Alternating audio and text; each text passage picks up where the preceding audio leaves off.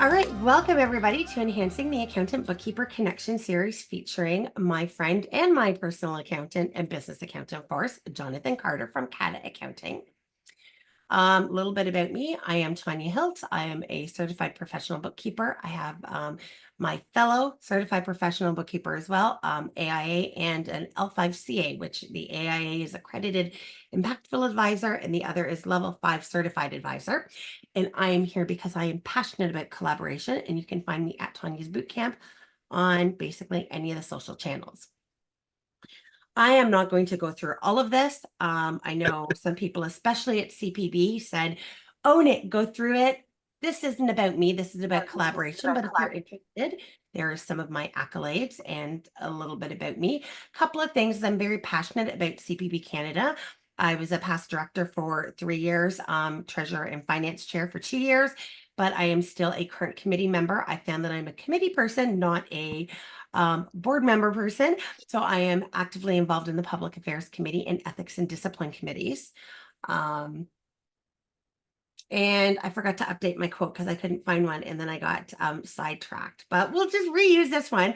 The currency of real networking is not greed, but generosity. And that's kind of what this whole series is about, is again, networking, sharing knowledge, all of that. And yeah. Okay. So this webinar does qualify for CPB credits for CPB Canada. It also does meet all eligibility for credits anywhere else. It is just not pre-approved. But if they need information, I have the proof. There will be 2 polls that must both be answered in order to qualify. And a recording of the webinar and your CPD credits will be emailed within 2 days. It might be on the weekend. At the latest. If you do not receive it, it might mean that you unsubscribed for some reason. So check your spam. If it's still not in your spam, then go to bookkeepersbootcamp.ca, click to resubscribe, and then you'll have to go through, it'll come to your email and then just hit it again. If there's any issues beyond that, email me at bootcamp@mycbs.ca and we'll get you all sorted. So Jonathan Carter. Obviously, this picture is a little bit old because he's got a little bit extra facial hair around there. But we've been collaborating with Jonathan and his team for a number of years. We've got multiple mutual clients, works in QBO, pays attention to detail, and outstanding customer service. I actually give a lot of credit to a lot of our processes and the quality that we provide due to Jonathan, because he has definitely helped educate me along the way and given me feedback on, just as an example, our year-end working papers process, because we want to make sure that we're giving, the accountants that we work with all the information they need up front. We want the minimal number of journal entries in there. We, don't want back and forth questions. We want to try to minimize that and give everything up front. So Jonathan was definitely huge involvement in that, which of course means his team is getting everything much better. And some of the other accountants that we do work with definitely should be thanking Jonathan for that. But whenever anybody asks me for an accountant, I give 3 names. Jonathan's always the top name that I give out of the 3, just simply because, like I say, he's, friend, an accountant. I trust him. Yeah. So I am going to now, Jonathan, let you take it away. So I will stop sharing so that you can start sharing. Well, thanks for that glowing comments there. We kind of came up together, so that influence has worked both ways. 100% that's worked both ways.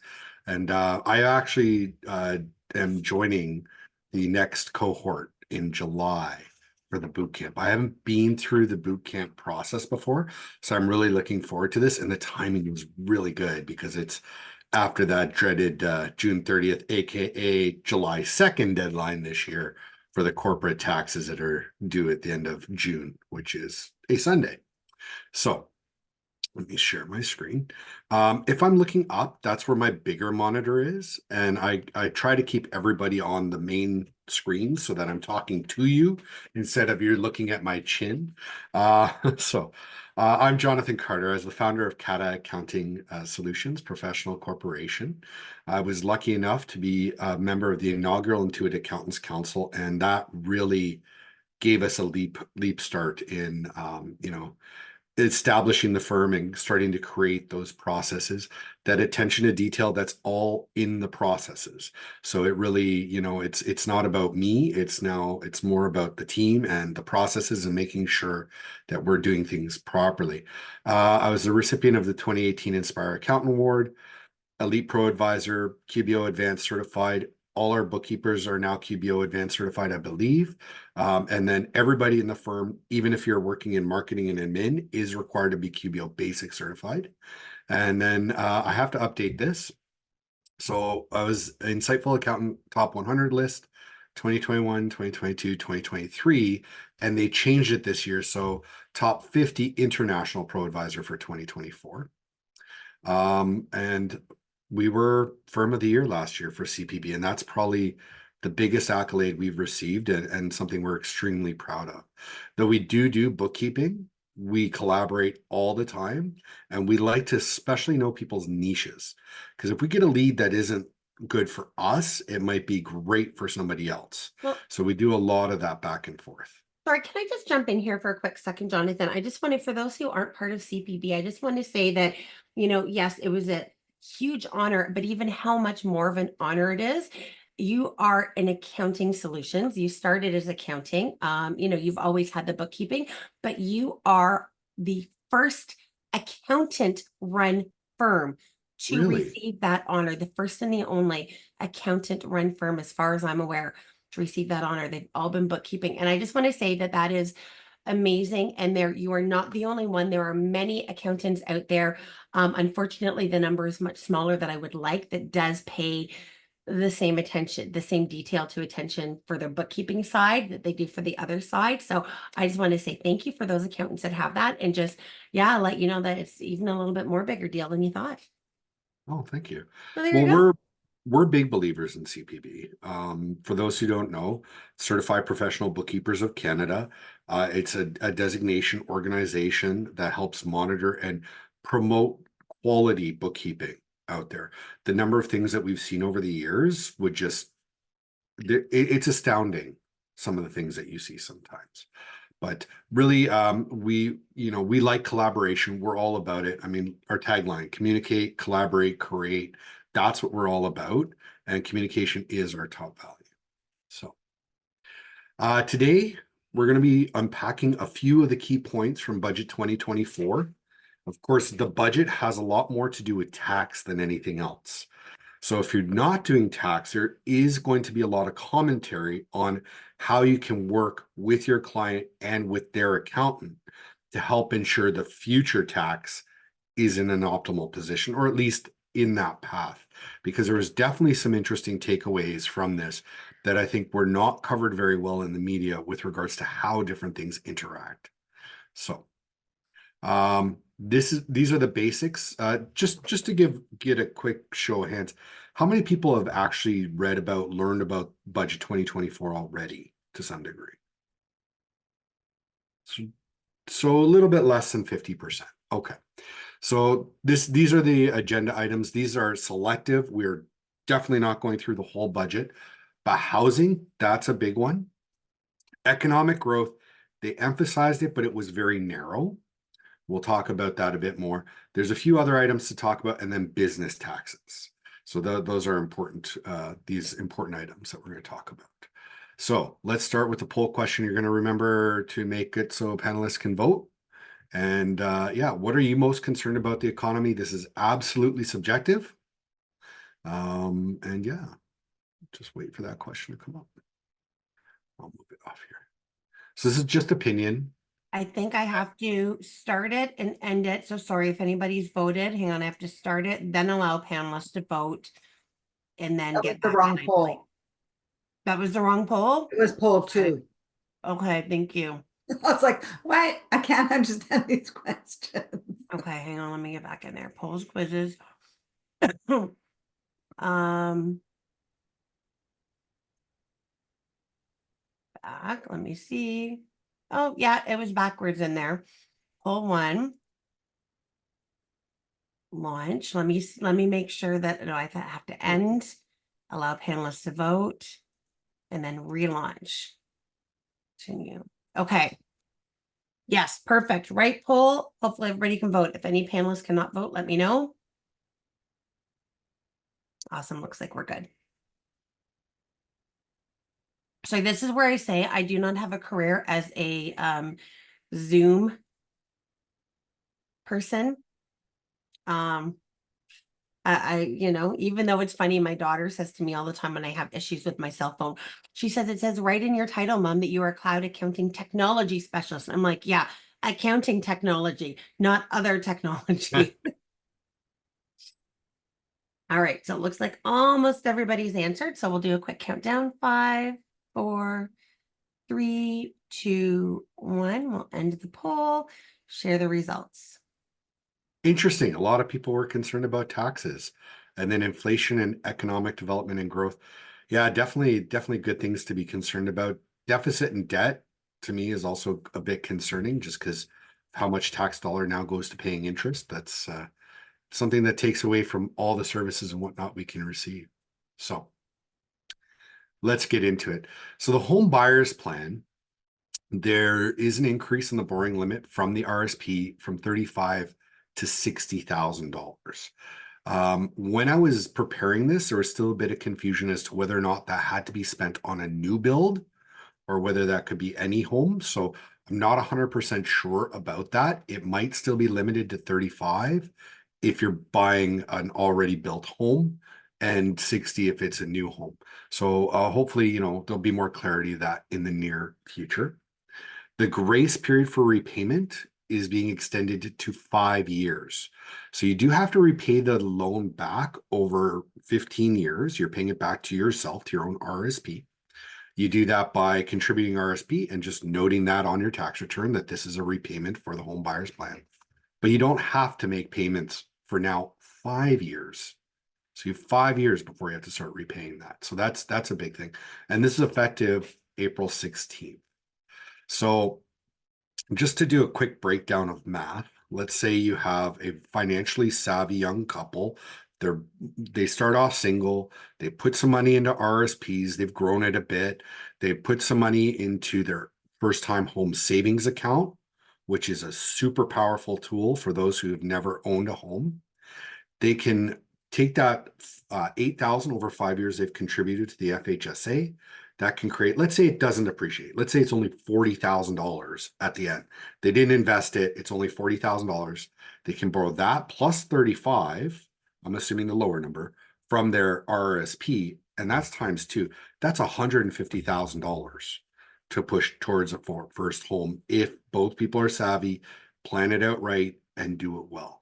If that is $60,000, well, that's another $25,000 each on top of that. So it's $200,000 towards the first one. So that's a really, really big thing.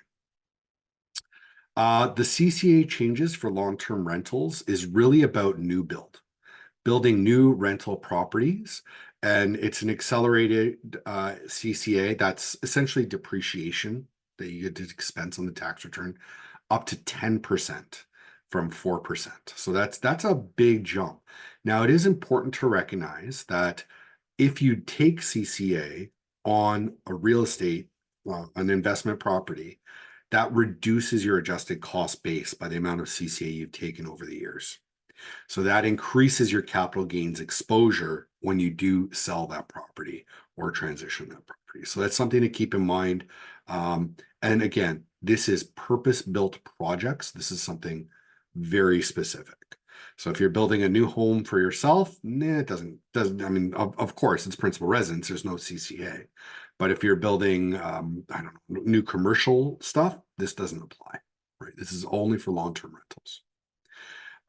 Vacant land tax is just kind of a discussion right now, and it's only for vacant land that has been zoned residential, but it is something to keep an eye on that's coming down that will likely come down the pipe. So, before we move on from this slide, any questions? I feel like I spoke a lot of accountanese there, talking about some different programs. Moving on.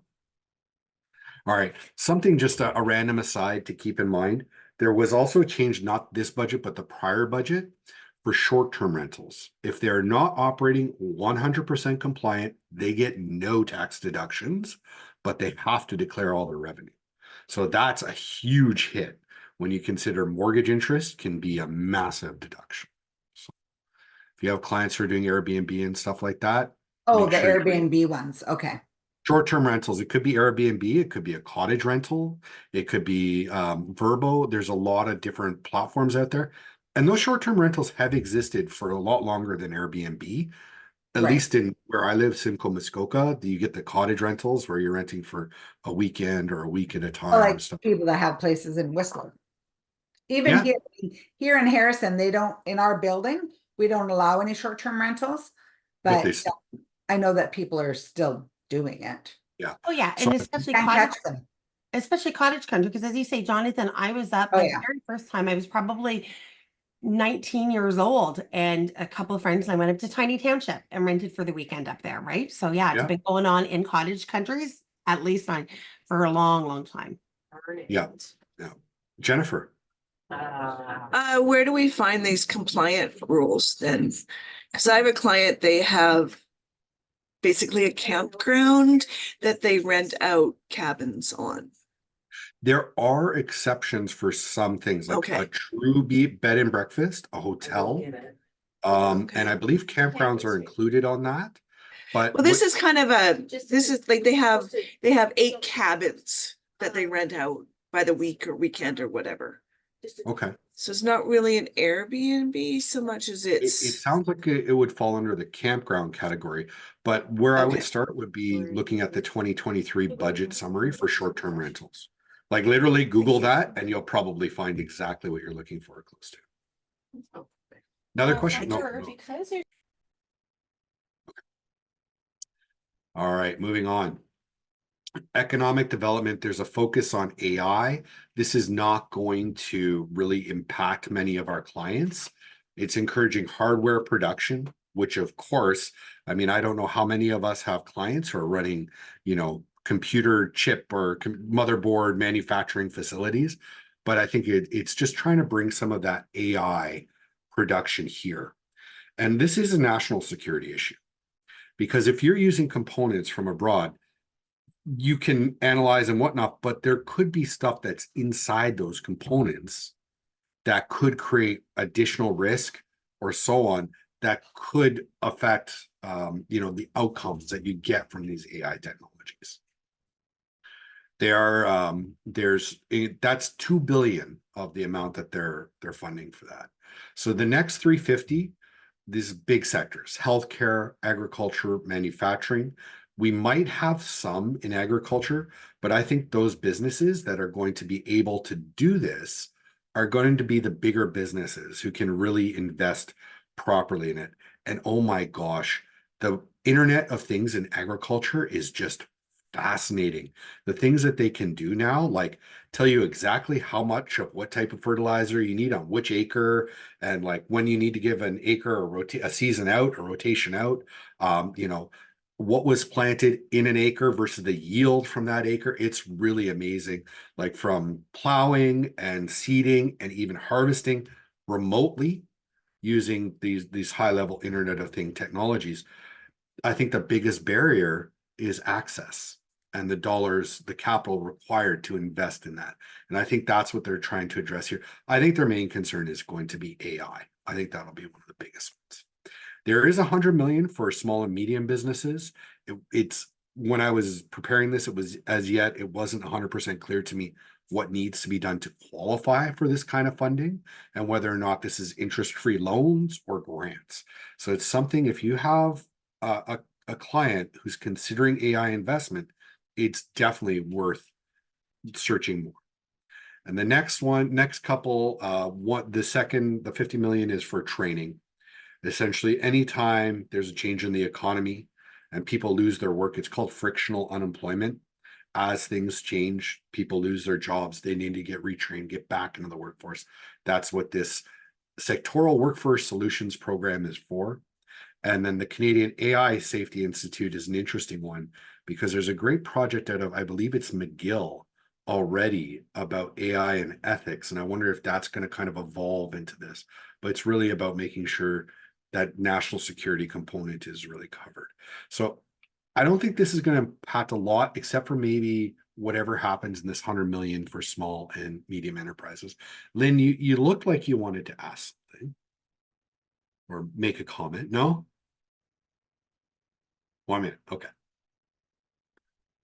Yeah, it's like they put the cart in front of the horse. There should be some security stuff done first to then encourage this stuff on a safer basis. Sorry. Yeah, I agree. I agree. I'm of the opinion as of right now, because it's very gray, you do not give any confidential information to AI. Our team is using it from time to time to help with, ESL challenges, register challenges when altering an email to make it sound a bit better and stuff like that. But we're just like scratching the surface on that. We are not putting any client data into AI at all right now. Well, and can I just add to that, that yes, we should not be. I'm actually speaking at CPB Canada on ChatGPT, and part of it is the ethics around it. And then how we as bookkeepers can start using it safely. But there is a lawyer who right now ChatGPT doesn't really understand the difference between copyright and non-copyrighted information. So first off, there is information of people that have actually are being sued for copyright infringement from stuff they've used from ChatGPT, as well as the fact that there's a lawyer who did not do her due diligence, and ChatGPT gave her fake oh my gosh, what's the word when they go back and they look case precedents, fake case precedents, because somebody else entered it in, it assumed it was accurate information and it used that. She is now in a lot of trouble looking at actually, she may lose her license over this. So just be very careful and validate whatever it gives you, because it can only pull from what it is given, and what it is given is not validated. It really reinforces what all bookkeepers know: garbage in, garbage out. Well, I actually did just this week at our morning networking meeting that we meet every Tuesday for small business owners. And I actually did that on AI. And I said some of the things to ask their accounting team, whether it's an accountant firm or bookkeeper, because I said, I said they're large. If you want to take a look at Ernst & Young in the US, they actually went from a 21 to a 46% error rate overnight, basically from one year to the next, because they laid off a large percentage of their staff and started using AI.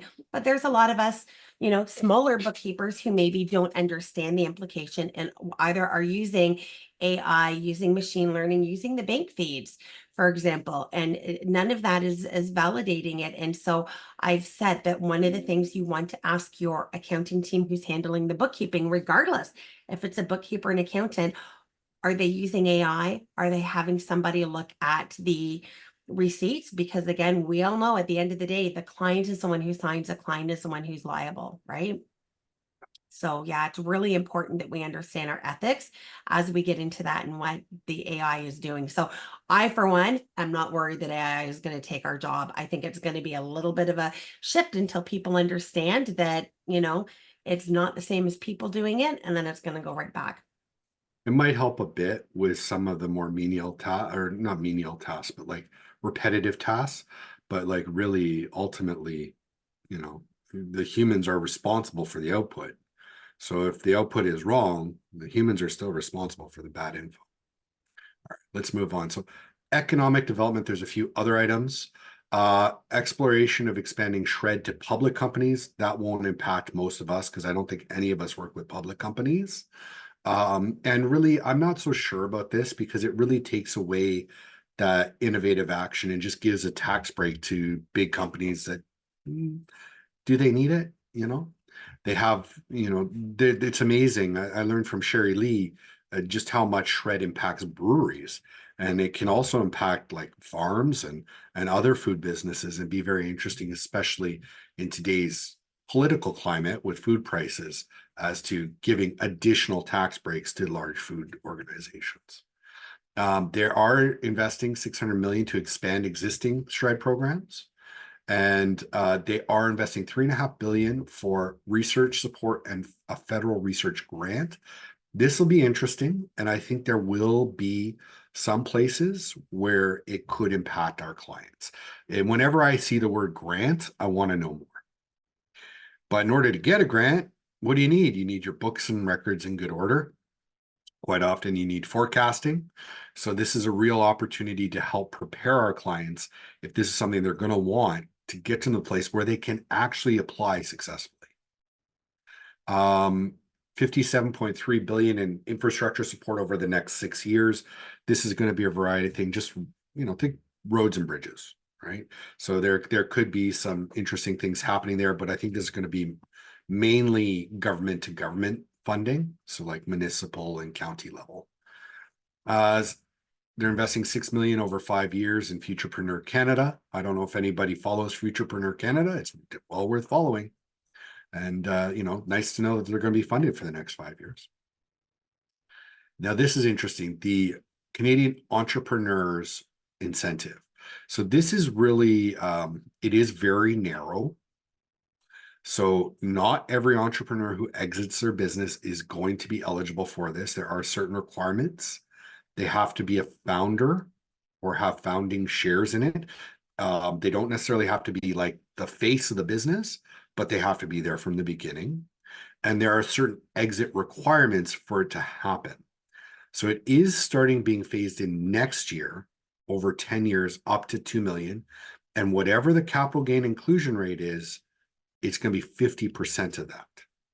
All right. So this is in addition to the potential for the lifetime capital gains exemption. So there's some interesting stacking and interactions here that could definitely impact entrepreneurs who are successful at bringing a business from zero to a successful exit with a high dollar value in their shares. So it's very interesting. And it's going to be interesting to see as it phases in, how it gets applied and how successful it is. I think this is one of those things where it looks really good on paper, but it's going to be very narrow. And when we get to the capital gains portion, there's some other considerations there to keep in mind. So some other measures, clean energy, electricity investment, very narrow in scope, but if you have a client who's working in that sector, it's worth investigating more. The EV supply chain, again, this is not going to apply to most small businesses. These are big business tax breaks, right? Like assembly plants, battery production, cathode active material production. These are very specific things related to the EV sector that are not going to be undertaken by your average mom and pop entrepreneur. It's going to be very rare for that to happen. This I really like. The next one, the avoidance of tax debt rules. There's going to be increased liability for the planners. That's for the accountants who come up with these complicated, convoluted plans to help individuals or corporations avoid tax debt repayment. So that's a very interesting one. And it'll be interesting to see if that changes attitudes in the accounting field. We'll see what happens over coming years, and we'll see how much teeth this really has. So in the past, people could be sued for the fees that they charge, limit their liability to the fees, and this increases that to include a portion of the tax payable. Now that wouldn't be liable to the government, like paying the tax, but that would be like a penalty that they could face. So that's an interesting one. This I'm very excited about is the employee ownership trusts. I think that's going to be as companies become more social in nature, there will be more opportunities for these to happen. And essentially that is an entrepreneur or owner exiting by creating an employee-owned trust where the employees of the corporation are the beneficiaries of that trust. So they can take advantage of their normal tax breaks, like lifetime capital gains exemption, that future Canadian entrepreneur incentive. But there's also more possibilities by moving to employee ownership trust. So it's very interesting, very social in nature. And they've mentioned that they're going to work internationally for a framework on crypto reporting. I don't expect we'll see anything new or anything exciting about this in the near future, as I think the crypto market has lost its sheen and people have shied away from it. It doesn't mean it's not going to come back. It does not mean it's not legitimately useful, but it's just less exciting right now. So that was a lot in the economic development area. Were there any questions or comments about anything that I mentioned? Yes, Lynn. The shred thing, it's not all big companies, because I know I've done some work for small startups that are really innovating equipment. And where they could really help them is provide a better framework for the reporting. So are you aware of the Shred pre-application program? Not anymore. I haven't been involved in it for a few years. Okay, so there is a program with the CRA. I know there's a limit. I think it's 2 per company per year, where you can work with them ahead of time before you spend dollars to set out your plan and almost like get a pre-approval for your shred claims. Hmm. It's really interesting, and it's a great service. But you're right. Shred definitely impacts small businesses, especially startups who are being innovative. Well, yeah, and what I saw of it at the time was that the tracking and the input, especially on the labor hours, is very onerous. And that then becomes a roadblock. I get why they need it, absolutely. But we need a better vehicle for doing this so that it doesn't put such a huge, Reporting burden. yeah, thank you. Yeah, I agree. I think that's in a lot of government administered programs. They create a lot of red tape, Mhm. and it creates a lot of barriers to entry or to access to those programs. Like, a company like, say, Loblaw would Mhm. have a much easier time paying to track things for shred claims. Oh, yeah. Whereas, your average farmer is not. No. It's gonna be a lot more expensive and a lot more onerous on them. And it's Well, interesting, some of the sectors that could really benefit from shred mhm. don't, because of lack of awareness and lack of quality reporting. Yeah. Well, and that was the case in this particular company, because he was really on the cutting edge of innovative equipment, but it all fell to the owner to do that because none of the rest of us had firsthand knowledge. Yeah, yeah, And it's a absolutely. small company, so there's not enough bodies, and you can't have somebody just running around behind them to track it all. Yeah, yeah, Yeah. definitely, definitely. Um, I've actually seen the class system in QBO used to help with those things. With regards to salary allocations and things like that, that can be helpful. But again, you have to have trackable things.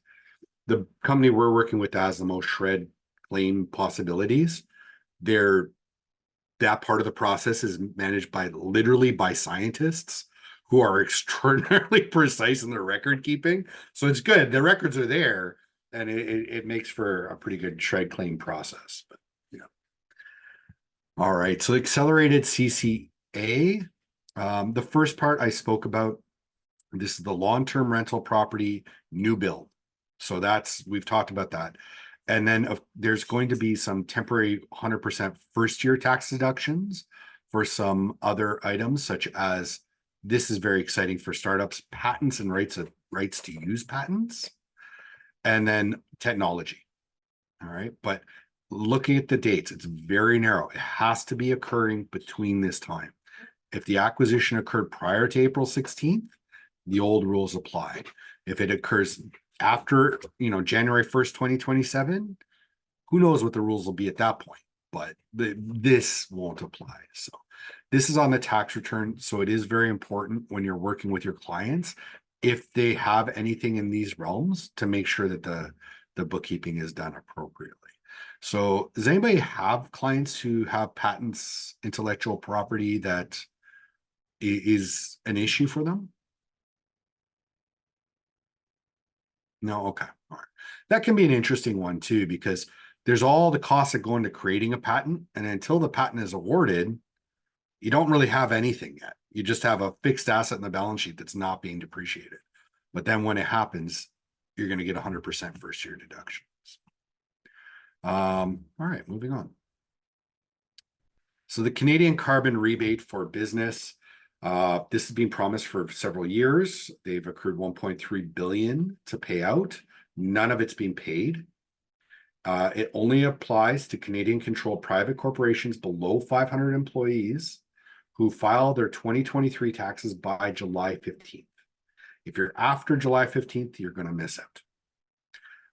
The rebate is based on the number of employees in the participating provinces. My understanding is it's based on fuel spending. So if you're not having much in that area, you're not going to see anything on that rebate, or very little in that rebate. And it only applies if your province is participating in the federal program. So BC and Quebec, too bad, so sad. And it is a refundable tax credit, and it's quite vague. But my impression is that this is really targeted towards the smaller, the mom and pops, the bakeries, the restaurants, the small transportation and logistics companies who are paying higher gas prices, who are paying higher diesel prices on the regular. So I think that's really the intent there. I see a scowl from Carol. No, you're okay. Okay. Any questions, concerns, something to talk about? Let's keep on rocking. So lifetime capital gains exemption. I am a big fan of this. It's currently just over $1 million. It is only on the sale of qualifying small business corporation shares or qualifying farm and fishing property. It is increasing as of June 25th to 1.25 million. And then in 2026, they're going to start indexing again. So I think this is an area where we can really help our customers the most. So I have seen over the years some really bad tax advice being given out to various entrepreneurs. And one of the pieces of advice is, oh, just accrue the assets in your business, invest those assets, and then just keep paying yourself a salary forever until the money runs out, right? It seems great. But then when you sell your business, you're not going to sell the investments, right? So you're going to take a massive tax hit when you cash out those investments, or you're going to have to do an asset sale and only sell those active business assets at a corporate tax rate, at a capital gains inclusion rate of now 2/3 for all corporations. So this is very interesting because the lifetime capital gains exemption can really have a big impact on the individual entrepreneur, but the corporation needs to meet those purity tests. Has anybody heard of these purity tests before? Okay, so essentially, what the CRA wants, what the government intent is to have active business assets sitting in the corporation. So the requirement is at least 50% of the assets are used actively in the corporation. The rules have evolved a bit over time. They used to look back 5 years. Now I believe they're looking back 2. Somebody should correct me on that if I'm incorrect. But that essentially what they're looking for is not accruing assets in the business that are just like investments, right? They want to see that money be taxable at the individual level. So they want to see those payouts coming out. So that's one thing that you can help. And then making sure that the reporting is all up to speed and that they are speaking to somebody about tax planning if they need it. Because we just encountered one where there's $600,000 in passive assets in the company that she needs to draw out, and it needs to be planned along with her other personal tax situation to reduce that, so that when she does sell the company, she can take the lifetime capital gains exemption. $1.25 million is nothing to sneeze at. So it's definitely very important to think about. Carol, you had your hand up for a minute, but I wanted to finish my point. What's up? I was just curious, and only because we're talking about assets. So I've just taken on a new client, and the accountant has allowed him, he has a boat as an asset in the company that Okay. he uses for entertaining clients on a regular basis. I would say that is a tax lawyer's waiting to take on that case. Like that's, like, Tanya and I entertained one of these before where they were a company that had nothing to do with boats, and they had like a 26-foot bay liner in the balance sheet. It's like, Yeah, these are wood wholesalers. Like, he fishes, and it's like, but I didn't want to get into it with him because I'm trying to get it as a contract. I mean, I You said really my want it best as a advice contract? without me verifying it is that is not a company asset. I would 100% agree. Like that would really have to be justified. And I'd want to see the ownership. I'd want to see what the legal document says as to who owns it. And if Right. the corporation owns it, there's definitely a taxable benefit to the owner there. 100%. Like that is just an unnecessary and ugly complication, in my opinion. But this does come from me taking over for a bookkeeper who was not a bookkeeper, that this is, And yeah. also, I won't go with into all that, but it's a it sounds different like the accountant conversation. is not above board. Or just doesn't understand. And I'm not saying that accountants should understand that, but it just, I'm like, meh, I don't see it as one of those things that you can use in your company as a thing to entertain people on. You know, I could see certain justifications in certain situations, but they'd be very narrow. Like, you know, yeah, absolutely a boat is an asset in a fishing company or a, you know, a charter Yeah. business or Yeah. something like that. But I mean, if your business is wood wholesale, like that to me is like that's part of the problem. And they're not collecting the wood out The of the water. accountant industry. Pardon? And they're not collecting the wood out of the water. Yeah, that's for sure. That's for sure. So, yeah, Anyways, we had a client who wanted to do that in the past, and we went through with the CRA. Now he did get a couple years write-offs because he was a tournament fisherman and he was winning money. But then he started having kids, and that went out the window, so he had to stop all that. So, all right, so this is probably the big news that people are talking about the most. And this is the capital gains inclusion rate. So historically, it's been 50% up to the like with no limit. Now that has increased to 2/3 for business for corporations and trusts, and for individuals, it's over 250. So this is incorrect. This first part here, there's the second bullet. It is not above 250. It is flat 2/3 capital gains inclusion. So that's incorrect there. All right.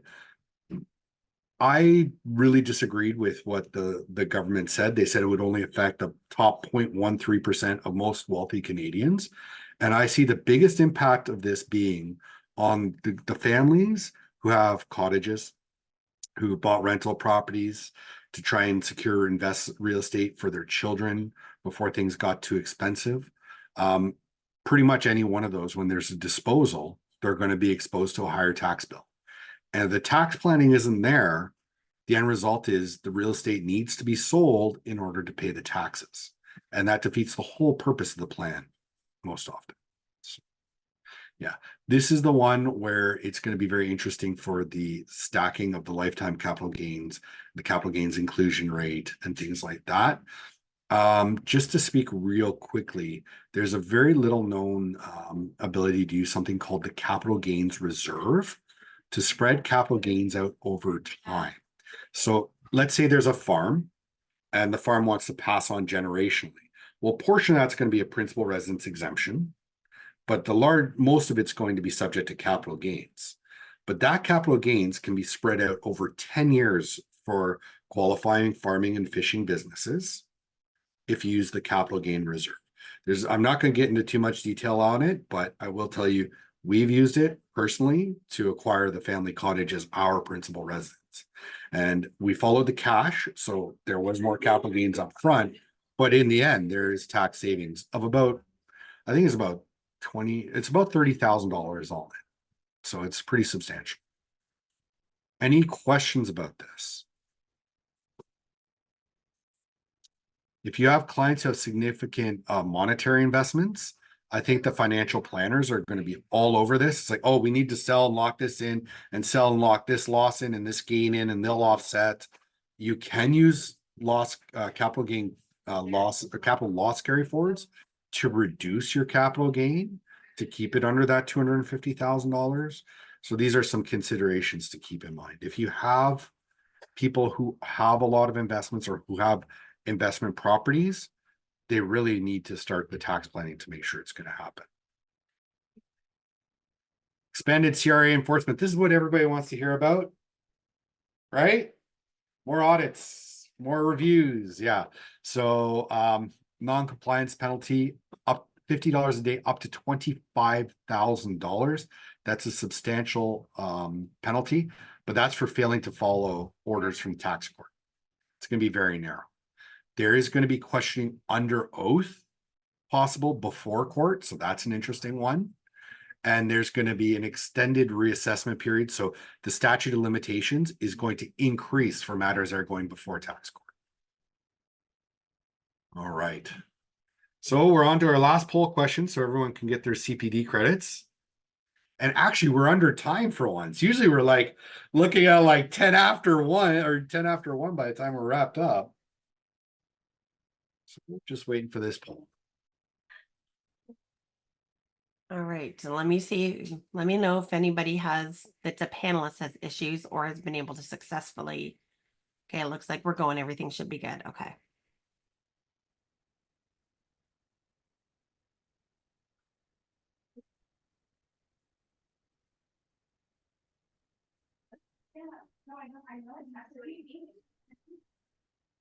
All right, looks like most people have. So we'll do a countdown from 5, 4, 3, 2, 1. We'll end the poll and share the results. Yep. Yep. I'm hoping the lifetime capital gains really benefits a lot of people here.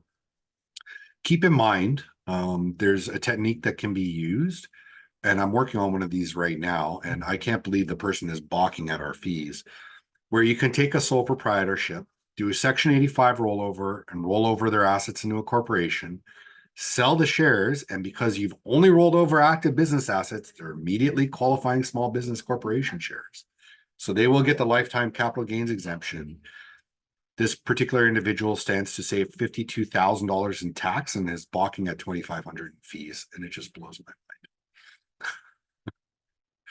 It's like, I don't want to spend $2,500 to save 50,000. Anyway. So in summary, big focus on the housing crisis, encouraging economic growth. We did talk about some of the other items of interest and the business taxes and the implications. I think for us, that's where we can really help our clients the most, is keeping the corporations pure, getting them to do tax planning before it happens. Incidentally, I believe yesterday's blog was about when to speak to your accountant about tax planning. So it's kind of, in a not that was intentional or anything. So yeah. So this was an interesting one that I came across from a former person in the United States, former congresswoman. A budget should reflect the values and priorities of our nation and its people. This was, of course, speaking about the US. So let's get into some general discussion. Does anybody have it? Tanya's got her hand up. Why are you raising your hand, Tanya? Because it's a question. I know, but it's still a question in there. So go in order. So my question is, and I've tried to pay. I hope you didn't bring it up because then I'm just going to look silly. I don't get CPD for this because I'm hosting, by the way. So for anybody who questions, but I'm trying to do a couple of little things at the same time, but I didn't see anything come up about the capital gains on the individual side with those new rulings and the new laws and what's in the budget. And I've been asked about that from a few people. You're going to go back and you're going to show me. It was probably the one I missed, right? So no, this is specifically the one that I made the error on. So very specifically, there was an error. For individuals, it's 50%. Oh no, I wasn't wrong here. I just no, that looks right. Because 50% up to 250K, 2/3 after. And then for businesses and trusts, it's 2/3. Perfect. Okay, so I did further questions on this because this was a slide that I was having to deal with a QBO issue. So, okay, so on this, what is your opinion on this? Because I've had a lot of hearing negative even from Rod, and whatnot of the over 250K now that they're paying 66.67. Like, what is your personal take on it? I'm kind of on the fence personally from my understanding of all of this, going, well, you know what? The richer have to pay, but when you look at that, really, that's still just hitting the middle class, which kind of goes back to the fact that there's, not going to be a middle class, and how would you describe this to some of your clients? And So or there's do I just send anybody that has any questions? I'm like, no, I don't do personal tax anymore. You go to Jonathan. well, the capital gains is an interesting one, right? So I actually have helped another accountant with this recently, where they failed to do tax planning. And there's a husband and wife, they own a rental property. It's a rental property / family cottage. Their intent was to pass it on to their children. When the husband passed away, there's a deemed disposition. Now there is a little known issue there. So there's no capital gains at this point, but they could have locked in some of the capital gains and paid capital gains tax, and then increased their adjusted cost base and paid less down the road. Instead, they're going to pay a significantly higher tax bill down the road and nothing today. So when there's a couple involved, keep in mind, if the property is owned 50-50, it's on the individual level. So let's say that the gain is $500,000 and it's owned by a couple. Well, that's the 250. So it's going to be 50% each, right? So that will impact it.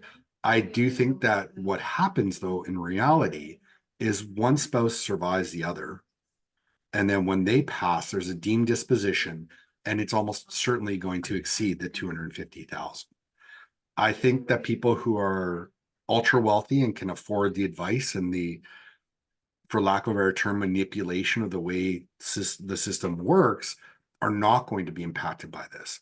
For financial instruments, the money will be brought out in a slower pace, perhaps, and moved offshore. For businesses, you're doing an asset sale, immediately you're paying more tax, right? Immediately you're paying more tax on an asset sale. So that's why purifying that corporation and doing a share sale is even more important. So, Lynn, Okay. So something I said, yeah, trying to understand this, and thanks, Tanya, for raising the question. So let's put it in perspective, should my husband or myself die, our house would be certainly get well over 250,000. So one of us survives. Is it your What's- principal residence? Yeah. Principal residences are tax exempt. Yeah. Oh, right. It's only a cottage, a rental, anything like that, the extra. Yeah, Secondary. I never could Not have taking that. away our exemption. So you're okay. Oh, okay. But, Okay. okay, so if it's a cottage or a rental. Yeah. So then essentially, sorry, just follow-up question to that then. So essentially, and that's kind of where I stood at it, is you're right. The ultra rich, the wealthy are going to be able to, they're going to have the advice, they're going to be able to get around it. At the end of the day, it's probably going to, again, hit the middle class, whichever, but it still boils down to good planning will still help alleviate any big brunt of it. So it's just a matter of it just all boils down to planning and talking to those professionals. Right. Yeah. Because But I do- if we look at the lower class probably doesn't have a cottage, or, that wouldn't put them in the lower class to have a cottage. So it's the middle class. And it's just, there's again, certain things you should save on and certain things you shouldn't, and financial and, your advice on this is not one of the things you should chimp out on, No. right? But Well, I agree that it targets, it's harder on the lower income levels than it is on the higher income levels. Yeah, I mean, those people who haven't planned for it, it's definitely going to impact Yeah. hard, right? And let's be frank, a lot of times people haven't planned for it. Yeah. So when somebody passes away, they do have to sell, or they have to take a mortgage out on the property, which can be really complicated when your name isn't on title and it's going through probate and things like that. I did have something else I wanted to say about that, but that has escaped my mind. Rochelle, do you have a question? Yeah, I'm just wondering, for a corporation that's going to be dissolved soon, what happens when the government finally decides to give these carbon rebates? This corporation's chunk just doesn't get paid out to anyone or anything? Yeah, that would be my assumption. That would be my assumption. I think it all depends on the dissolution date. If it's dissolved prior to the payout date, they're not going to get it. Wow. Yeah. Okay. And apparently it's going to be automatic based on your tax return from 2023. But no idea when it'll be paid out? Nope, but it won't be paid out before July 15th. Okay. All right. So yeah, so I guess my biggest takeaway for this is encouraging our clients to set themselves up for success in the purity of a corporation and to prepare for a share sale in the future. Asset sale, your taxes have gone up significantly. Share sale, you have the lifetime capital gains exemption, so you pay no tax on the first 1.25 million of capital gain. Well, and this is just, a really good example. So I'm glad that we did, that you agreed this was a good topic to bring up, because I think this just shows even more importantly where, again, that good connection and good relationship with an accountant can be. Because just as an example, even though I've been doing taxes and dealing with compliance since 1997, I don't, really get into this much of it and the tax planning and all that.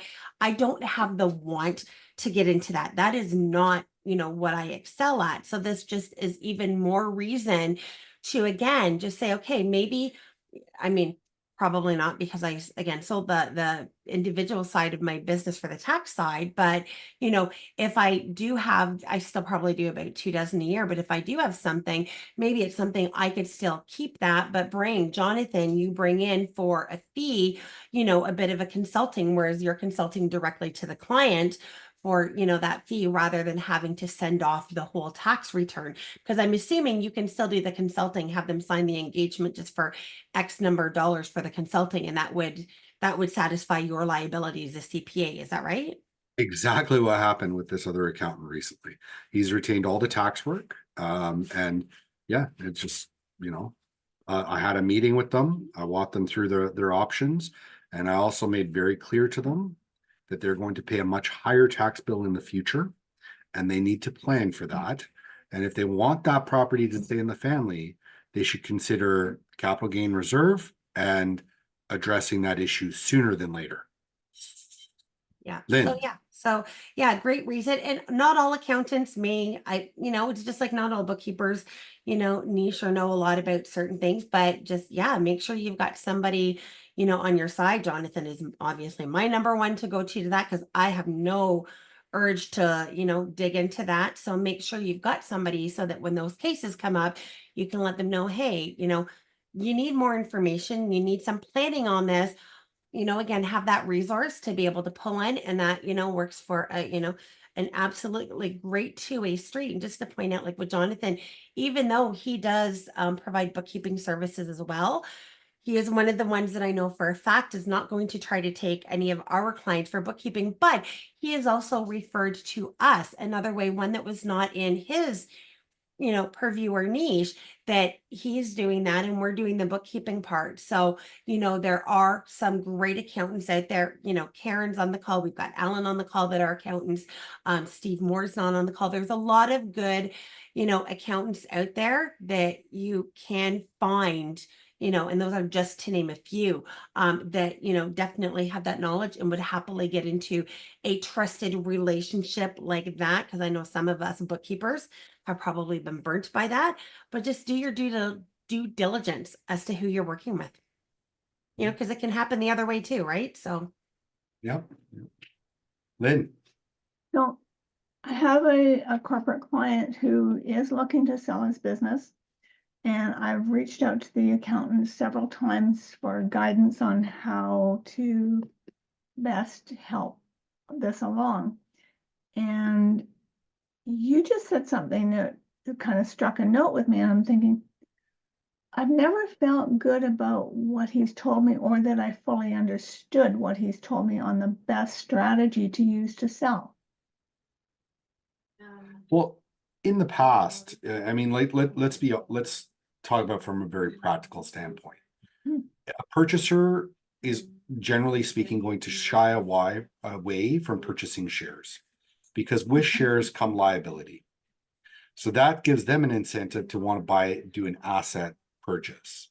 Whereas the other way around, the seller wants to sell the shares, assuming that they're qualifying small business corporation shares. They want to sell the shares so they can take the lifetime capital gains exemption. Right. So you have these conflicting things. So typically you'd end up with a higher price for asset sales than share sales.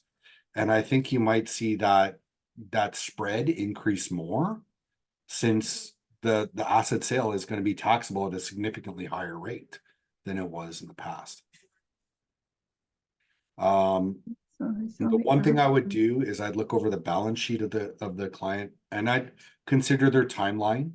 Their timeline might be too soon to do anything about it.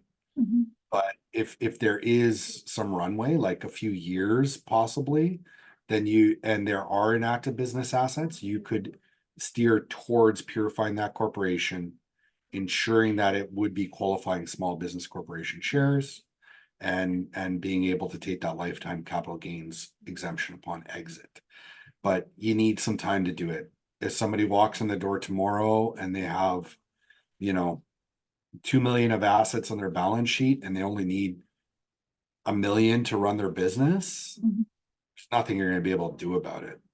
It's just like it doesn't matter. You're either going to pay capital gains tax on the individual level from selling your shares, which of course would be a little bit more advantageous than paying it the capital gains rate at the corporate level.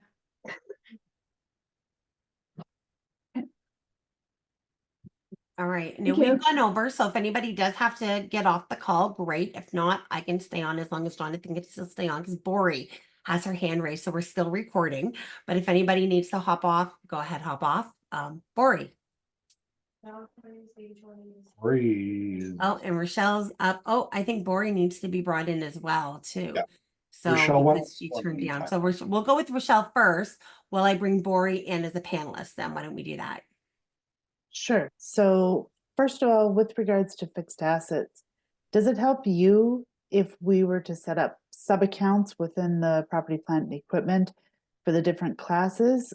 Or as an accountant, are you able to muddle through and divvy them out as needed? I always prefer more detail, but within the same category, right? Like, so I'd want to see a furniture and equipment, a machinery and equipment, large tools, or computer equipment, those various kind of things. But I don't want to see like iPhone 5, iPhone 14, Samsung Galaxy S, you know what I mean? Like, I've seen some where it's way too much detail, but those fixed assets are generally going to be active business assets. The passive ones are typically going to be, if you have a corporation that's renting, that could be a passive asset, renting real estate. And then, financial assets are typically what we see. Ironically, and like great for the entrepreneur, one of the biggest things we see is uninvested cash sitting on the balance sheet. And that's like, you are losing money for opportunity cost. It should be invested, and you're not pure. So you should work towards purifying the. One more little question, hopefully. If a holding company owns a property and the property is for sale, have you heard of the buyer buying the actual corporation rather than just the property? I've heard of that happening. And generally speaking, it's because there's multiple in there. There's multiple properties in there. Multiple properties. Yeah, So, but I've heard of that happening. okay, in this one case, there's just the one property, but I'm thinking if the purchaser bought the corporation, bought the shares, then the owners would get that lifetime capital gains exemption, would they not? That's a primary example of an inactive asset, right? Is real estate. So they wouldn't qualify for that, but they would have that first 250,000 of capital gains inclusion would be at 50% instead of 2/3. Okay. I'm gonna go to Bori because I know Bori, you had nice to see you, by the way. Hi, Jonathan. Thank you so much for having me. I have a questions regarding particular clients. A sole proprietor operating a cleaning business, looking to get out of the business, and there is a market for selling his list of clients. What would you recommend in his case? Is it better if he's incorporate and transfer the assets from sole proprietors to the corporation, rolling section 85, and then sell that asset? It's tough to say without specifics, right? Because there's fees to do a Yes. section 80 to incorporate, then you have to do a corporate tax return. There are going to be fees associated with that. Yeah. Right? So that's something to keep in mind. And what are the tax savings going to be? Right? Like if the tax savings are going to outweigh the fees and the amount of Mhm. work that's required to make that happen, then I would say that's the benefit. If it's close or uncertain, then I would say Uncertain. assets. Okay. Yeah. Then if he's looking to sell, let's say in a couple of years, not right now. Then he should consider the section 85. Okay. It depends on like the success of the business, right? I know Yeah. cleaning, tough market. And then Okay, thank you. And I just want to, because Bori, I totally forgot that you were in the call because you were quiet in the waiting room. When I mentioned the accountants out there that, that I know for a fact work great with bookkeepers, Bori is also a CPA that I know works very, very well with bookkeepers. So again, there's quite a few out there, which is good to see. It's getting better. Yeah, Lynn. it is. So same client, Jonathan, a few years back, he did put some of his cash into an investment. So I guess I'm trying to look for what's his best strategy for selling. The potential buyer wants the whole thing, Potential buyer wants shares. wants everything, lock, stock, and barrel, name of the company, the whole 9 yards. I haven't seen anything from the potential purchaser. But that's kind of the information that's been given to me, but they have not had any kind of formal conversation. And he does have, I haven't looked recently, but in the neighborhood of 70K invested. Out of how much in assets? I haven't looked. 'Cause he's So got multiple. really that would be the question is, what is the Pardon me? percentage that would be the ultimate question. What is the percentage of inactive assets in the corporation? Percentage versus. I keep inactive assets in CATA. I keep an emergency fund that we invest. And I do that very much on purpose because Yeah. cash flow can go up and down. And the offers I've gotten for a business line of credit from the bank are a joke. So I don't want to do that. I'd rather build up my own war chest. And my exit plan is a minimum of 8 years away. Minimum. So, I've got some time here. Okay. Okay. Thank you. All right. Well, thanks everybody. I don't think there's any more questions, right? No, which is good because we're 13 minutes over. So thank you for those who stayed. Thank you so much. Yes, Awesome thank sauce, you. everybody. Great to see everyone. Nice to see some new faces. Yeah, and that's awesome. And now that it's in the newsletter, hopefully we'll get some more people and whatnot. I thought it was in there for a while, but now that I'm starting to take over that side of things, I'm realizing it wasn't. So that's awesome. But so thank you for the new. Thank you for the people that have continuously supported. And Jonathan, I did get your email. I will respond today. It's been one of those weeks. And yes, we're going to be there in Winnipeg. Okay. Yeah. Awesome. Thanks, Jonathan. It's great. So everyone, take care. have a wonderful day all. Take care. Bye, everyone. Bye.